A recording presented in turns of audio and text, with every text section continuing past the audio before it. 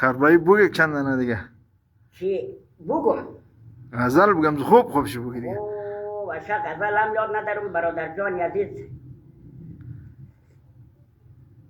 والله یک عالم تشکر با صدای برادری مالستانی شریف کو زمینم ماری بلد نیم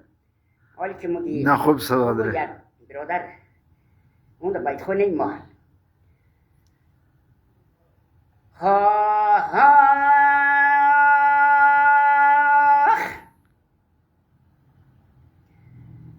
بیتا یک وحدت کنی و بیرارو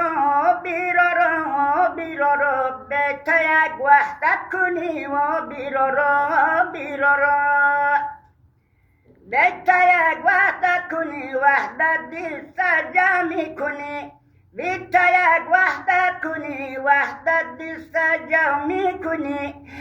یلغو چگه پل کنی دلهای خویت جا کل کنی آتیش خشم گل کنی یلغو چگه پل کنی اولاد یک بابای ما یک وطن و جای ما اولاد یک بابای ما یک وطن و جای ما تا زنده در دنیای ما بیراری خود قبول کنی تا زنده در دنیای ما بیراری خود قبول کنی یلغو چگه پل کنی دلهای خویت جا کل کنی آتیش خشم گل کنی یلغو چگه پل کنی سنی وطن با هم شوی یک جان و تن شیعه و سنی وطن با هم شوی یک جان و تن از باری موی اهریمن یک وحدتی مقبول کنی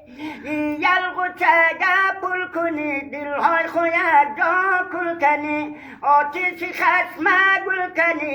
یلغو چگه پل کنی وطن خوره آباد کنی یک چنگی بد آزاد کنی وطن خوره آباد کنی یک چنگی بد آزاد کنی سیل و صفا بنیاد کنی جنگونی فاقه دور کنی یلغو چگه پل کنی دلهای خویت جا کل کنی آتیش خشم گل کنی یلغو چگه پل کنی